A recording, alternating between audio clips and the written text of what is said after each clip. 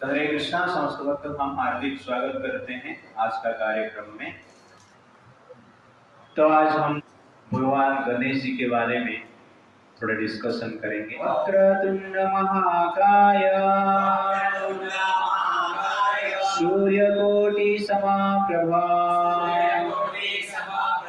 निर्विघ्न कुरु मे देवा सर्वकार्येषु सर्वदा। तो हम भगवान गणेश जी को प्रणाम करते हैं, जिसका जो काय है, शरीर है, अत्यंत महान है, बड़ा है, और तुंड जो है वक्र तुंड है, हाथी के जैसे उनका मुख है। सूर्य कोटि समप्रभ, भगवान सूर्य जैसे, कोटि सूर्य जैसे उनका शरीर का प्रभा है। निर्विघ्न कुरु मे देव, हम प्रार्थना करते हैं कि भगवान कि हमारा जो कार्य है, हर कार्य को हर समय निर्विघ्न आप कीजिए, इसलिए हम आपको प्रणाम करते हैं। तो भगवान गणेश जो है स्पेशली महाराष्ट्र में अत्यंत आदर के साथ, श्रद्धा के साथ, प्रेम के साथ ग्रहण किया जाता है। और बाल गंगाधर तिलक इस उत्सव को स्टार्ट किए थे हिंदुओं को संगठन करने के लिए, लेकिन उत्सव तो चल रहा है, हिंदू संगठित नहीं हो रहे। ओके ना, ये दुर्भाग्य है। बट कुछ भी हो, गणेश चतुर्थी के लिए भगवान गणेश जी का जन्मदिन जो है भाद्रव मास शुक्ल पक्ष चतुर्थी में हुआ था, इसलिए इस तिथि को समग्र भारतवर्ष में अत्यंत आदर के साथ, प्रेम के साथ, उत्साह के साथ मनाया जाता है। तो आज का टॉपिक मैंने रखा द बिग ब्रेन।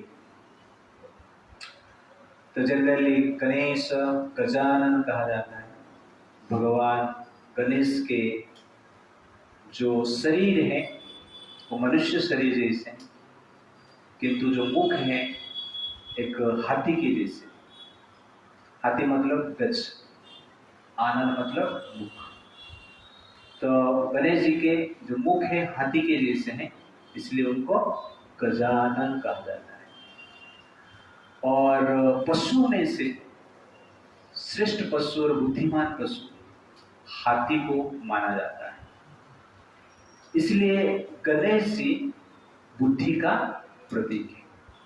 और बुद्धि मतलब क्या है? प्रेम है। और बड़ा मुख है, इसलिए हमने नाम दिया द बिग ब्रेन। और द बिग ब्रेन का कार्य क्या होता है? एक्चुअली जिसके पास वास्तव में बड़ा मस्तिष्क है, वास्तव में महान बुद्धि है, तो उस व्यक्ति का कार्य क्या होना चाहिए, वो गणेश जी के जीवन से, भगवान गणेश जी के जीवन से हम जान सकते हैं।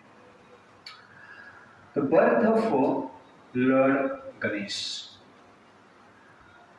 ब्रह्म वैवर्त पुराण में एक इंसिडेंट का वर्णन आता है। नारद जी एक बार भगवान विष्णु को प्रश्न करते हैं कि मुझे गणेश जी के जन्म के बारे में जानना है, आप मुझे बताइए। तो इसका उत्तर में भगवान विष्णु गणेश जी को कहते हैं कि कार्तिकेय के जन्म के पश्चात माता पार्वती ने इच्छा की और एक संतान प्राप्त करने के लिए। तो इस विचार से उन्होंने भगवान शिव से आग्रह किया कि मुझे एक संतान चाहिए, और मुझे जो सर्वगुण संपन्न संतान चाहिए, भगवान हरि जैसे संतान चाहिए। तो शिव जी कहते हैं आपको एक व्रत करना पड़ेगा, जिस व्रत का नाम है पुण्य व्रत। 1 साल तक ये व्रत आप कीजिए, और उसके पश्चात मैं आपको संतान प्रदान करूंगा। तो सब कुछ विधि विधान भगवान शिव जी पार्वती को बताते हैं, और इस व्रत को करने के लिए सनत कुमार को नियुक्त किया जाता है। सनत कुमार इस व्रत का हेड प्रीस्ट बनते हैं, मुख्य पुजारी बनते हैं, और उनके नेतृत्व में माता पार्वती इस व्रत को 1 साल तक करते हैं। 1 साल के पश्चात व्रत संपन्न होता है और भगवान विष्णु का दर्शन माता पार्वती जी करते हैं। माता पार्वती भगवान विष्णु को कहते हैं कि मुझे आपके जैसे संतान चाहिए। तो ये जब सुनते हैं भगवान विष्णु संतुष्ट होते हैं और तथास्तु करते हैं। उसके पश्चात सनत कुमार जी, क्योंकि व्रत संपन्न हुआ है इसलिए सनत कुमार जी दक्षिणा मांगते हैं पार्वती जी को। तो पार्वती जी को दक्षिणा के रूप में वो कहते हैं मुझे शिव जी को दक्षिणा के रूप में दे दो। ये जब सुनते हैं पार्वती जी तुरंत ही मूर्छित हो जाते हैं। कुछ समय के बाद वो कहते हैं, मूर्छित अवस्था से बाहर आने के बाद वो कहते हैं कि मैंने ये पुण्य व्रत किया है संतान प्राप्त करने के लिए, और उसका हेड प्रीस्ट आप है, और आप ही स्वयं शिव जी को मां के लेके जा रहे हैं, तो संतान कैसे प्राप्त होगा? आप तो इस प्रकार कार्य कर रहे हैं, आपको पेड़ लगाना है लेकिन मिट्टी ही नहीं चाहिए, तो संभव नहीं।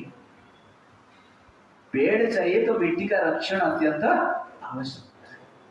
पेड़ का आधार मिट्टी, तो संतान का आधार शिव जी। तो चिंता में आ जाते हैं। तो उस समय फिर भगवान विष्णु प्रकट होते हैं और कहते हैं चिंता मत करो, सनत कुमार जी को शिव जी को दान में दे दो। उसके पश्चात एक गाय दान देके शिव जी को रिटर्न ले लो। ये विधि ये हो सकता है और सनत कुमार जी आपको दे दे। तो माता पार्वती यह करते हैं, पहले शिव जी को दान में दे देते हैं, बाद में गाय देते हैं, और गाय के बदले में सनत कुमार जी क्या करते हैं, शिव जी को रिटर्न कर देते हैं। उसके पश्चात एक दिन माता पार्वती और शिव जी कैलाश में एक सेक्लूडेड प्लेस में, एकांत स्थान में थे। उस समय पे एक ब्राह्मण भिक्षा मांगने के लिए कैलाश पर आते हैं। देखने में अत्यंत आकर्षक है। ऐसा लग रहा है कि आग जो है धुआं के द्वारा आवरित है। शरीर पतला था लेकिन ब्रह्म तेज उनके शरीर में था, मुख में था। शिव पार्वती उनको देखकर एकांत स्थान से, बेडरूम से बाहर आते हैं और उस ब्राह्मण को देखते हैं, प्रणाम करते हैं, उनको आसन देते हैं और कहते हैं आपके लिए हम भोजन लेके आते हैं। ऐसा कहकर शिव पार्वती वहां से जाते हैं और भोजन लेके जब आते हैं वहां से, उस समय पे ब्राह्मण अंतर्ध्यान हो जाते हैं, दिखते नहीं। तो शिव और पार्वती चिंता में पड़ जाते हैं और सोचते हैं कि ब्राह्मण देव कैलाश में आए और उनका सत्कार हमने ठीक से नहीं कर पाया। बहुत दुर्भाग्य की बात है कि ब्राह्मण का संतोष होने से भगवान कृष्ण क्या है, संतुष्ट होते हैं। तो इस संसार में कृष्ण को संतुष्ट करने के लिए जो सर्वश्रेष्ठ माध्यम है, कृष्ण भक्त को संतुष्ट करना है। वास्तव में डिटी वर्शिप करना इजी होता है। डिटी वर्शिप में 56 भोग देना इजी होता है, लेकिन कोई भक्त को बुला के 56 भोग खिलाना तो डिफिकल्ट होता है। बीच बीच में हम देखते हैं प्रभु जी क्या छोड़ेंगे तो हम खाएंगे। लेकिन तो भक्त को प्रसन्न करना अत्यंत क्या है, आवश्यकता है। उससे भगवान प्रसन्न होते हैं। तो शिव जी और पार्वती जी थोड़ा चिंतित हो जाते हैं। उस समय पे आकाशवाणी होता है कि अब चिंता मत करो, आप जिस पुत्र की कामना किए थे वो पुत्र का जन्म हुआ है। आप जाइए आपका बेडरूम में, वहां पे उस पुत्र है। तो माता पार्वती और शिव जी जाते हैं, देखते हैं बेडरूम में एक सुंदर पुत्र है।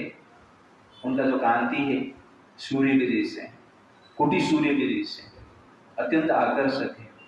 और उस पुत्र को देखकर पार्वती जी के हृदय में एक प्रकार की वात्सल्य भाव उत्पन्न होता है और माता पार्वती भगवान शिव उस पुत्र का बर्थडे सेलिब्रेशन करने के लिए समस्त देवताओं को बुलाते।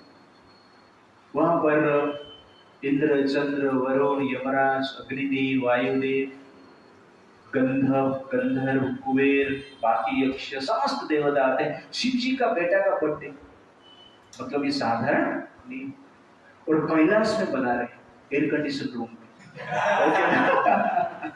तो सब लोग का स्पेशली व्यवस्था किया गया है, इन्विटेशन दिया गया, सब लोग आए और सब लोगों ने उस बालक को देखे, तथास्तु किए, आशीर्वाद दिए, उस बालक को देखकर आशीर्वाद दिए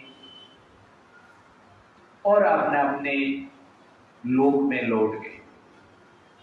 अंत में शनिदेव आते हैं और आकर पार्वती जी को मिलते हैं, शिव जी को मिलते हैं, भोजन प्रसाद भी ले लेते हैं और जाने लगते हैं। पार्वती जी सोचते हैं शनिदेव आए, प्रसाद तो ले ली, बेटे को आशीर्वाद नहीं, शनिदेव को बुलाए।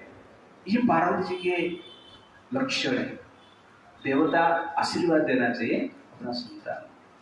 तो ये गृहस्थ का धर्म है, जो देव है, ब्राह्मण है, भक्त है, उनका आशीर्वाद वो चाहते हैं। तो शनिदेव को बुलाते और कहते हैं बेटे को आशीर्वाद दीजिए। तो शनिदेव बोलते मैंने मन में आशीर्वाद दे दिया। नहीं, आपको बेटे को देखना है और आशीर्वाद देना है। मैं देख नहीं पाया, मैं जिसको देखता हूं उसके बाद वो चल जाता है, मुझे ऐसा श्राप मिला है। तो पार्वती जी पूछते हैं आपको ऐसा श्राप दिया कौन है? ना मेरी वाइफ ने मुझे श्राप दिया, ना क्या हो। शनिदेव कहते हैं कि मैं हर पल भगवान कृष्ण के चिंतन में रहता हूं। शादी होने के पश्चात पहले दिन मैं भगवान के ध्यान में रहा, सुहाग रात के दिन भगवान के ध्यान में ही था। और मेरी पत्नी जो है बार बार मुझे आग्रह कर रहे थे संतान प्राप्त करने के, किंतु मैं भगवान के दर्शन में अंतर्मुखी था, हृदय में भगवान कृष्ण का दर्शन कर रहा था, इसलिए पत्नी का आवाज मैं सुन नहीं पाया, उनके ऊपर ध्यान नहीं दे पाया। पत्नी गुस्सा हो गई और गुस्से से मुझे श्राप दे दी कि आप जिसको भी देखोगे तो तुरंत ही नष्ट हो जाएगा, चल जाएगा। इस प्रकार श्राप दी। इसलिए उस दिन के बाद मैं किसको देखता नहीं। कभी कभी गलती से देख लेता हूं तो जनरली क्या है, उसके जीवन में प्रॉब्लम शुरू हो जाता है। इसलिए मैं आपका संतान को, पुत्र को देख नहीं रहा। पार्वती बोले चिंता मत करो, आप भगवान कृष्ण के भक्त हैं और ये जो बालक है भगवान कृष्ण के द्वारा दिया गया वरदान है, स्वयं कृष्ण का एक्सपांशन है, इसीलिए अंश है। इसलिए आप चिंता मत कीजिए, आशीर्वाद दीजिए। देखिए तो शनिदेव डरते डरते थोड़े से आंख उठाकर उस बालक को देखते हैं। जो बालक को देखते हैं तुरंत ही सर शरीर से अलग हो जाता है और ये सर जो है उड़ के जाता है गोलोक वृंदावन में। गोलोक वृंदावन में भगवान कृष्ण के शरीर में लीन हो जाता है। तो उसके पश्चात माता पार्वती मूर्छित हो जाती हैं। कुछ समय के बाद मूर्छित अवस्था से बाहर आते हैं और रोदन करने लगते हैं और भगवान कृष्ण को स्मरण करते हैं। तो उस समय में भगवान कृष्ण स्वयं वहां पर उपस्थित होते हैं और कहते हैं आप चिंता मत कीजिए, आपका बेटे को बचाने के लिए मैं व्यवस्था किया है। तो इस प्रकार सुदर्शन चक्र से भगवान के कृष्ण क्या करते हैं, पुष्प भद्र करके एक नदी, उस नदी के तट पर उत्तर की ओर मुख करके हाथी सोया, उस हाथी का सर को काटते हैं और उस बालक के शरीर में जोड़ देते हैं अपना शक्ति के बल से। इसलिए उस बालक का नाम क्या हुआ, गजानन हुआ, क्योंकि हाथी के सर में, हाथी का सर उसका शरीर के साथ जोड़ा गया है, इसलिए गजानन कहा गया है। और उसके साथ उस बालक का नाम गणपति हुआ है। गण मतलब देवगण, शिव जी का जो भूत गण, उनको भी गण कहा जाता है। तो जो व्यक्ति देवगण का पति है, श्रेष्ठ है, उनको गणपति कहा जाता है। जो व्यक्ति भूतगण का पति है, उसको क्या कहा जाता है? गणपति कहा जाता है। इसलिए जो भगवान गणेश है, भूतगण का भी पति है और देवगण का भी पति है। भगवान कृष्ण वहां पर पार्वती जी को वरदान देते हैं कि इस बालक का जो पूजा है सर्वप्रथम होगा, इसका पूजा होने के पश्चात ही बाकी देवताओं का पूजा होगा, मेरा भी पूजा होगा। तो इसी प्रकार आप देखेंगे कि हर इस्कॉन टेम्पल में पहले गणेश रहते हैं, इसलिए गणेश जी को स्मरण करके इस्कॉन टेम्पल में हमें एंट्री करना चाहिए, क्योंकि भगवान कृष्ण का वरदान है। गणेश जी को नेग्लेक्ट करके इस टेम्पल में एंट्री कर दिए तो भगवान कृष्ण का आज्ञा का ही अपमान होगा। इसलिए हमें गणेश जी का आदर सत्कार करना अत्यंत आवश्यकता है। This is very very important. तो तुलसीदास जी कहते हैं कि मैं भगवान गणेश जी को आराधना करता, पूजा करता, जो कि पार्वती के पुत्र हैं, शिव जी के पुत्र हैं, किस लिए? कि मेरे हृदय में हर समय राम सीता रहे। राम सीता को प्राप्ति करने के लिए मैं गणेश जी का पूजा करता हूँ। इसलिए हम गणेश चतुर्थी के अवसर पर भगवान गणेश से प्रार्थना करते हैं कि हमारे हृदय में भगवान राम कृष्ण के प्रति हमारा जो प्रेम है उत्पन्न, इस प्रकार भाव से हमें प्रार्थना करना चाहिए। तो अनन्य भक्ति, अनन्य का अर्थ है न अन्य, अनन्य प्रकार का, न अन्य और कोई नहीं, केवल कृष्ण, केवल राम, उसको अनन्य कहते हैं। बट अन्य जो देवताओं को पूजा कर सकते हैं राम कृष्ण के प्रति प्रेम को उत्पन्न करने के लिए, राम कृष्ण को प्राप्त करने के लिए, वो भी क्या है? अनन्य। इसलिए हर देवता का आराधना कर सकते हैं। तो राधा रानी और गोपियां माता कात्यायनी की पूजा की, देवी पार्वती दुर्गा देवी का ही पूजा की, इसलिए कृष्ण का प्रेम प्राप्त करने, कृष्ण को पति के रूप में प्राप्त करने। तो इसीलिए कभी कभी हमारा धारणा होता है कि जो कृष्ण को हम पूजा करते हैं बाकी देवताओं को पूजा करने की आवश्यकता नहीं है, साइड में रख देते। इस प्रकार नहीं, समस्त देवताओं को हमें आदर देना है और प्रार्थना क्या करना है? भगवान कृष्ण के प्रति आसक्ति बढ़े, हमारा निष्ठा बढ़े, रुचि बढ़े, प्रेम बढ़े, उसको हम क्या कहते हैं? अनन्य भक्ति कहते हैं। तो इस प्रकार इस स्टोरी से जनरली कुछ लेसन्स लेने के हम प्रयास करेंगे। तो यहाँ पर आप देखेंगे बिफोर गर्भधान वन शुड हैव विष्णु धारण। तो माता पार्वती आप देखेंगे गणेश जी को प्राप्त करने से पहले किसका पूजा किए? भगवान विष्णु का पूजा किए। कौन है? माता पार्वती देवी। पार्वती माता मतलब संसार का माता है, प्योर पर्सनैलिटी, पवित्र व्यक्ति। पार्वती माता की कृपा से संतान में अच्छे से अच्छे वीर पुत्र और पुत्री उत्पन्न हो सकते हैं। बट वही पार्वती माता क्या कर रहे हैं? भगवान नारायण का, विष्णु का, कृष्ण का आराधना कर रहे हैं अच्छे संतान के लिए।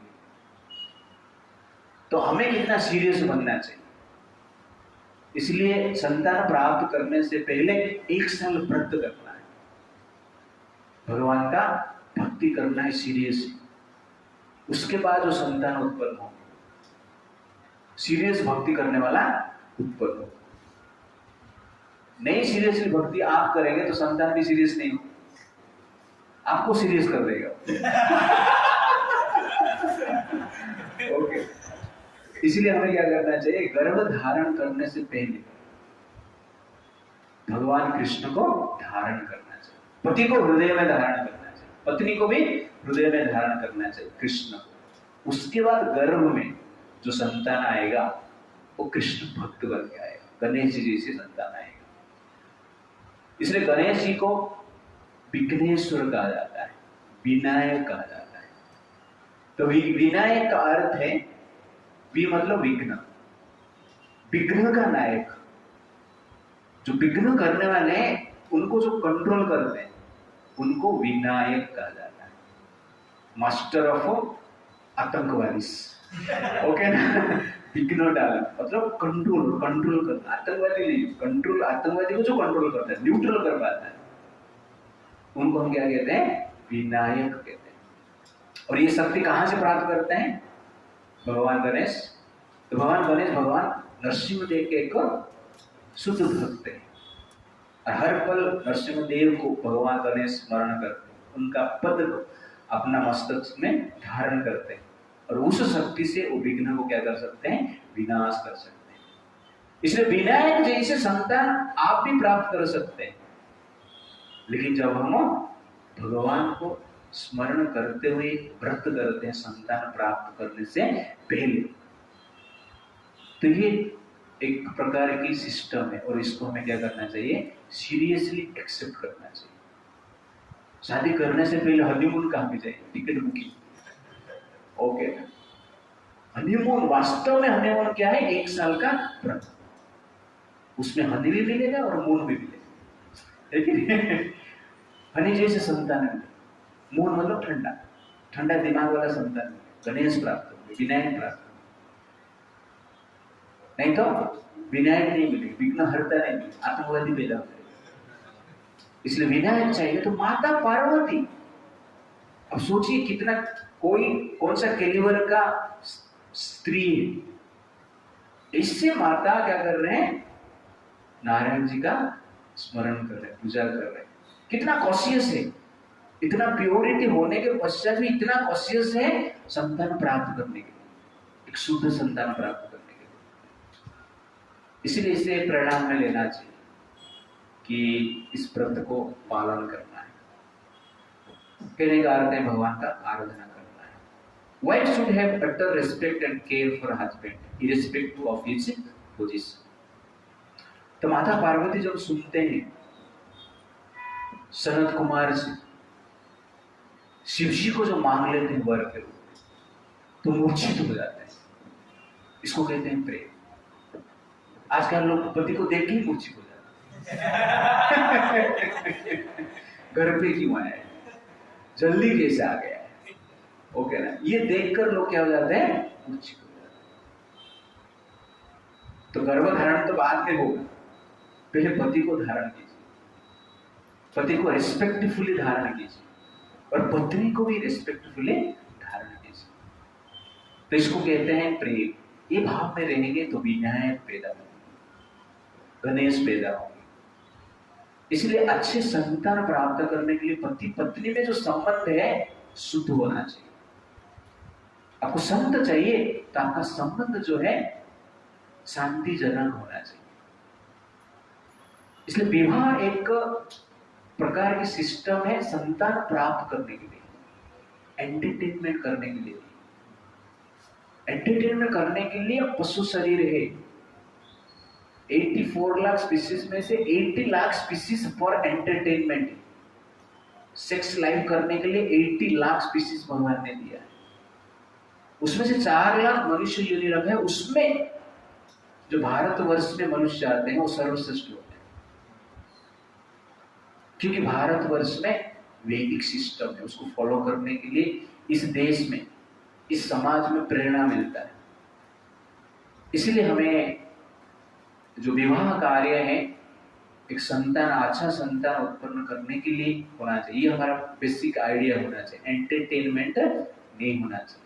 एक एनलाइटेंड पुत्र चाहिए, उसके लिए शादी करना चाहिए, मैरिज करना चाहिए, विवाह करना चाहिए। Goal of life is to attain Golok. जीवन का लक्ष्य क्या है? गोलोक जाना है। सर कटे जाता है, सर कटने के बाद वो सर कहां में जाता है? Big brain. ब्रेन कहां पे पहुंचता है? गोलोक में पहुंचता है। तो आपके पास बिग ब्रेन है, आप परिपक्व है, उसका टेस्ट क्या है?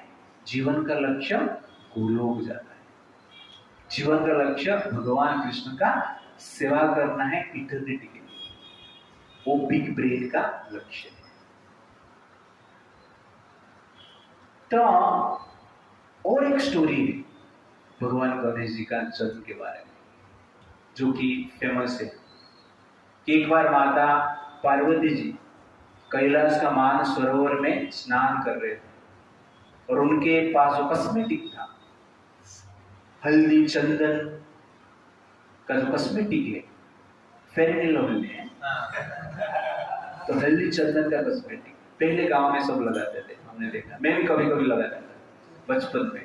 ओके ना, तो कॉस्मेटिक माता पार्वती देखते हैं और सोचते हैं इसको एक मैं रूप देता हूं, और उसको एक बालक बना देते हैं कॉस्मेटिक, वो हल्दी चंदन, और उस बालक को कहते हैं मानसरोवर का जो ये घाट है उसका रक्षा करना, स्नान करता, किसको भी एंट्री मत देना।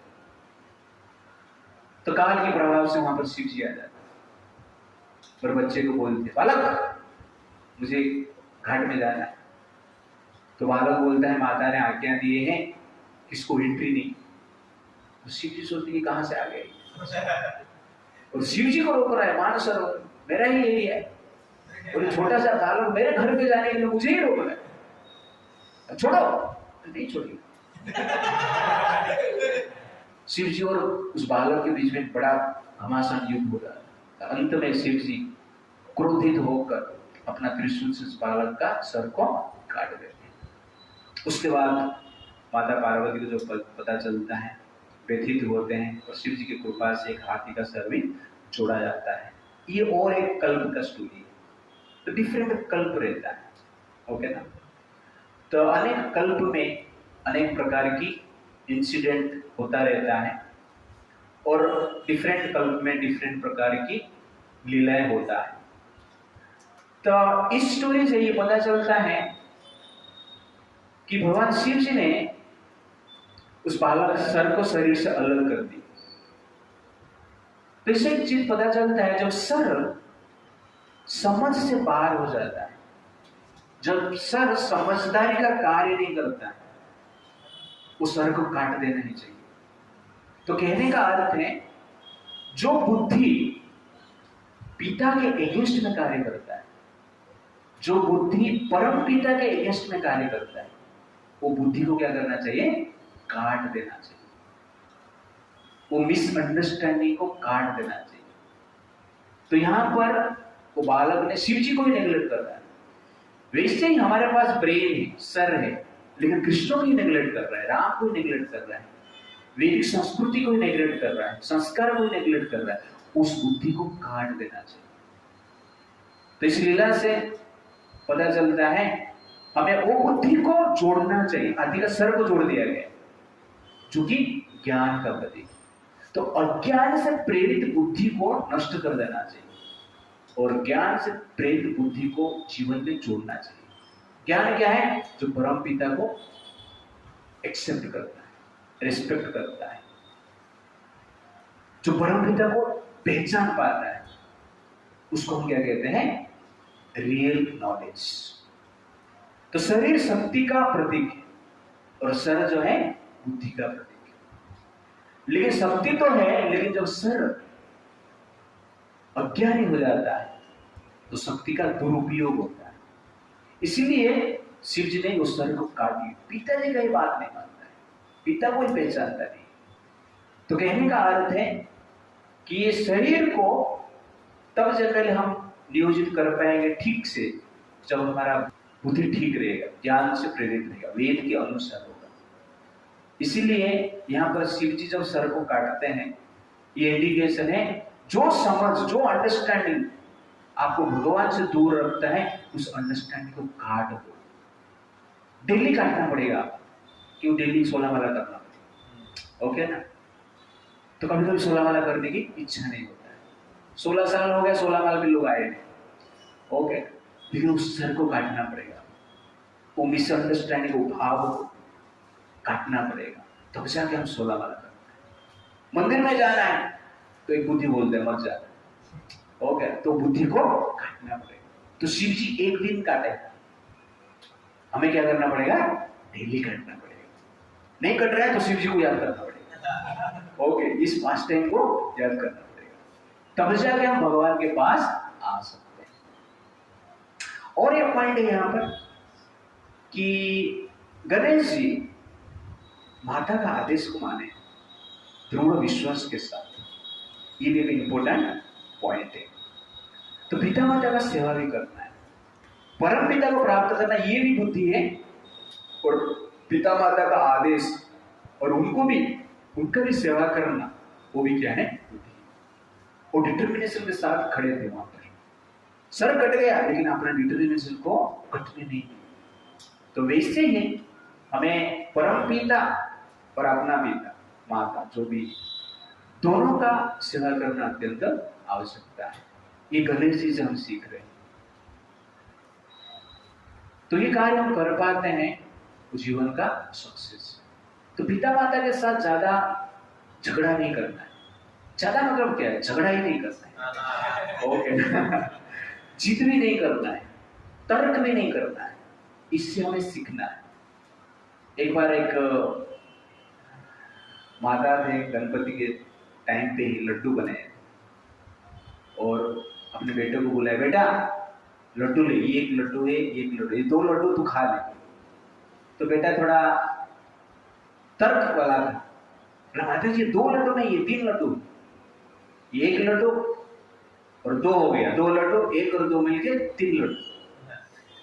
अरे ये 2 ही है, नहीं 1 से मिलके 2 होते, अभी 2 हो गए, 1 है तो 3, उसका तर्क। माता जी बोल रही है 2 है तो 3 क्यों बोलता है, नहीं ये 3 ही है। वहां पर बाजू में पिताजी भी बैठे, ठीक है चले। तो पिताजी एक लड्डू खा ली, तो बेटा मैं एक लड्डू खा लेता, माता जी को एक लड्डू दे दी, वो खा ली, बोला तीसरा तू खा ली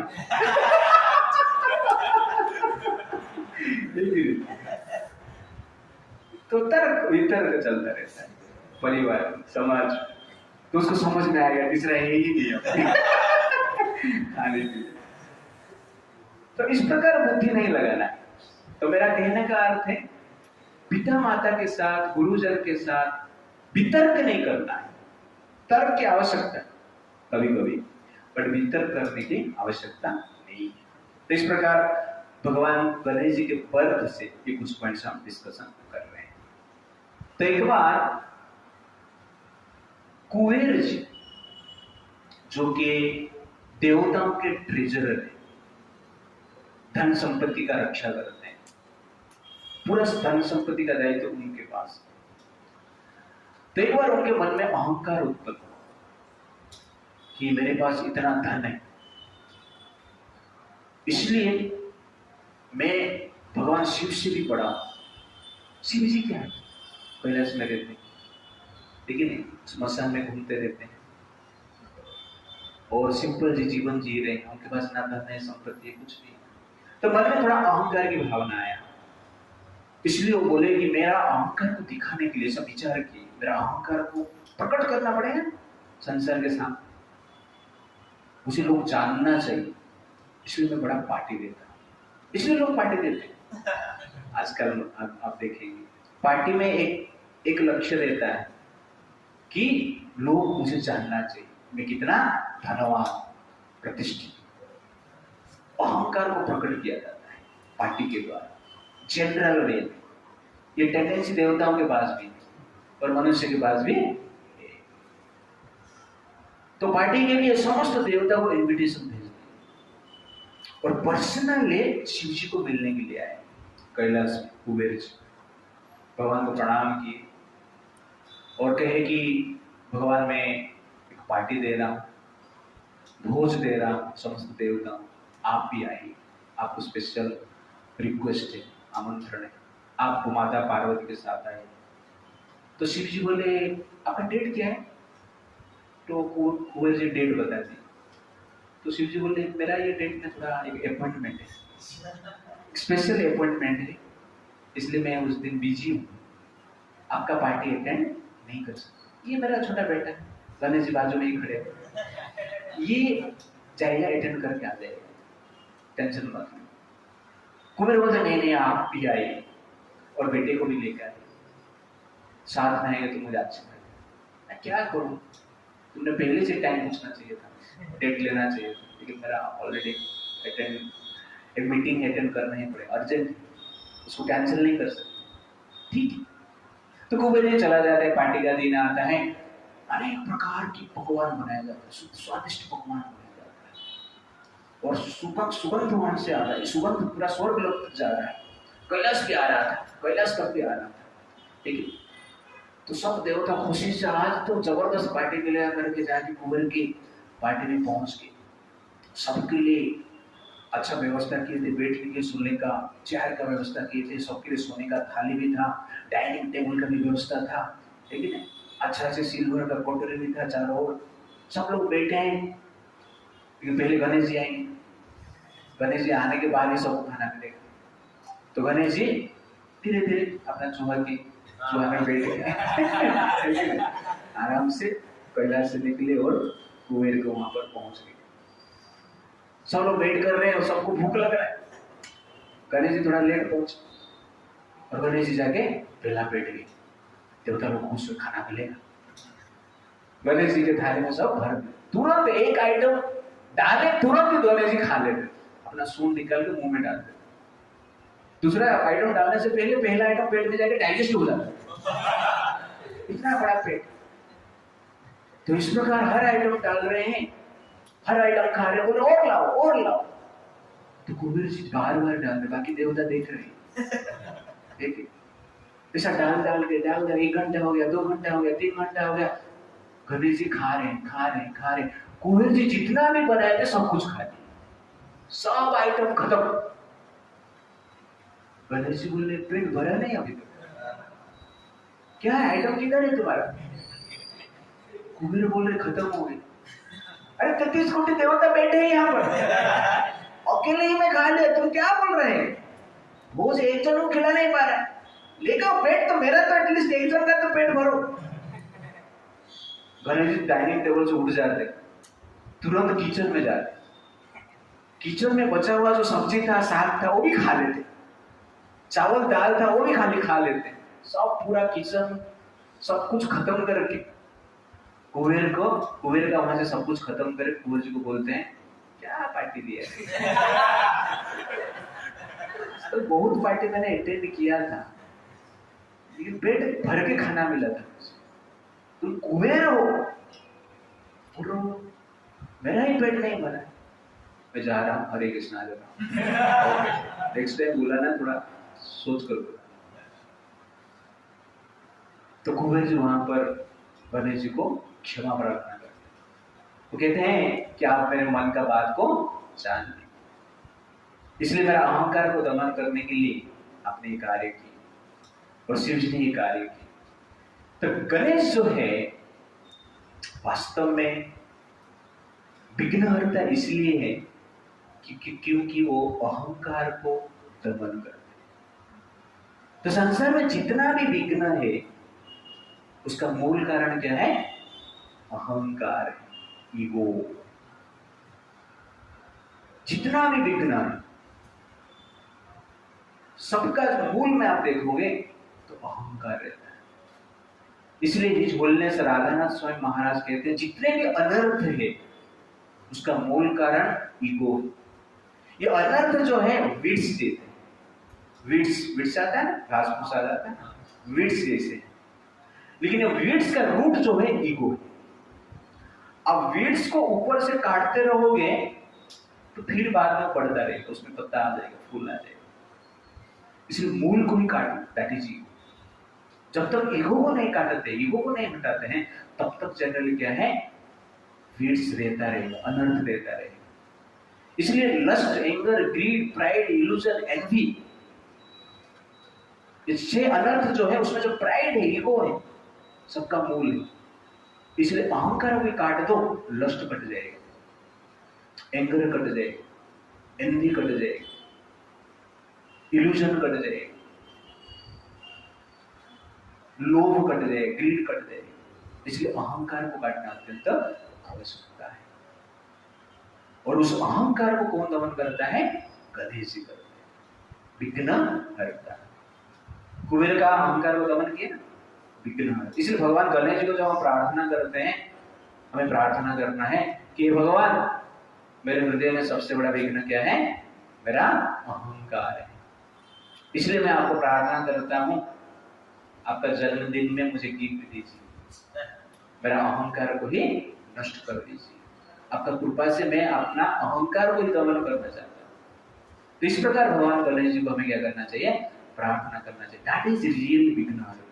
एक बार अहंकार नष्ट हो जाता है तो जीवन में शांति प्राप्त होता है।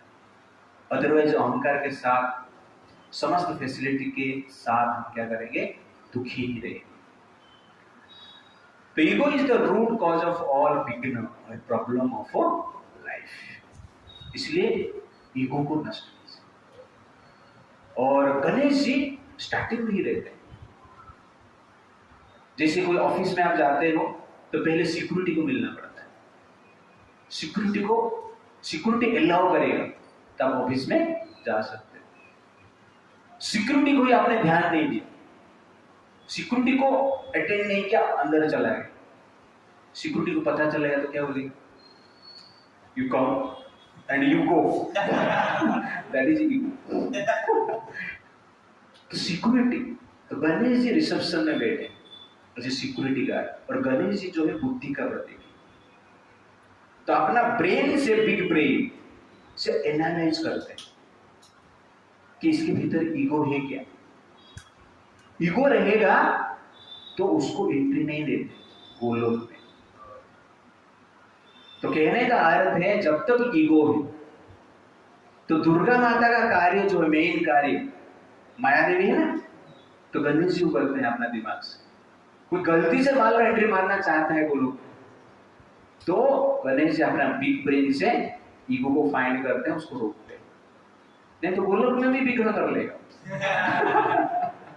तो कहने का अर्थ है कि बिग ब्रेन हमारा है करके हम तब समझेंगे जिस ब्रेन के द्वारा हम बिग ईगो को मार देते हैं। You can have a big brain when you kill your ego by that brain, that is big brain. Otherwise क्या है, big brain, छोटा सा दिमाग। इसलिए गणेश जी विघ्न हरता है, क्योंकि सबसे बड़ा जो विघ्न डालने वाला ईगो को नष्ट करता है। इसीलिए हर पल इस चीज को हमें पालन करना चाहिए कि अभिमानी व्यक्ति गोलोक और वैकुंठ में रहते नहीं, और अभिमानी व्यक्ति भगवान कृष्ण के शरण में आते नहीं। जितने भी राक्षस आप देखेंगे ब्रह्मा जी के शरण में जाते हैं और शिव जी के शरण में जाते हैं, लेकिन भगवान विष्णु के शरण में, कृष्ण के शरण में नहीं आते। क्योंकि कृष्ण के शरण में जाना मतलब ईगो को नष्ट करना है। इसलिए कृष्ण और विष्णु के शरण में आने वाले बहुत कम है। ईगो के साथ कृष्ण और विष्णु के शरण में आएंगे तो कृष्ण और विष्णु बेनेडिक्शन देते ही नहीं जब तक ईगो नष्ट नहीं होता। इसलिए गणेश जी का जब हम पूजा करते हैं, वास्तव में हर पूजा में गणेश जी का पूजा होता है स्टार्टिंग में। इसका अर्थ क्या है, ईगो को छोड़ के पूजा में एंट्री करो। लेकिन हम पूजा भी करते, गणेश जी का भी पूजा करते तो ईगो के साथ करते। मेरा पंडाल सबसे अच्छा है, किसका बेस्ट है, किसका नंबर 1 है। तो विघ्न हरता का पूजा हमें ईगो लेस के साथ, बिना ईगो के साथ करना चाहिए। That is the point. Brain is given to behead ego.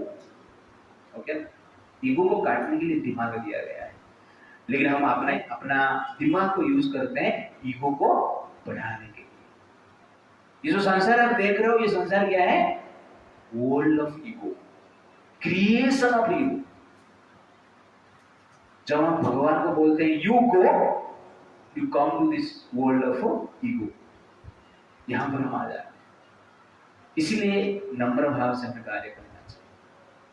Shri Ganesh worship means praying for destroying false ego. भगवान को हम पूजा करते हैं, इसका अर्थ क्या है कि हम जनरली ईगो को नष्ट करने के लिए भगवान गणेश का पूजा करना चाहिए, क्योंकि root cause of all problem is अहंकार। इसलिए आज के दिन भगवान गणेश से हम प्रार्थना करते हैं कि भगवान हमारे हृदय में जो ईगो है, अहंकार है, उसको आप अपना बुद्धि से नष्ट कीजिए। This is the perfection of intelligence, brain. When brain is used to destroy our ego. इसलिए गणपति जी चूहा में चलते हैं। चूहा ईगो का प्रतीक है। चूहा हर चीज को काटता रहता है। हमारा गांव में हमारा पहले घर था, छोटा सा घर, 5 कमरा, लंबा लंबा रहता है, ट्रेन के डिब्बा जैसे, ओके ना। हर कमरे में एक एक दरवाजा रहता है, 5 कमरा में 5 दरवाजा। हर दरवाजा में चूहा क्या है, होल किया है कि नहीं?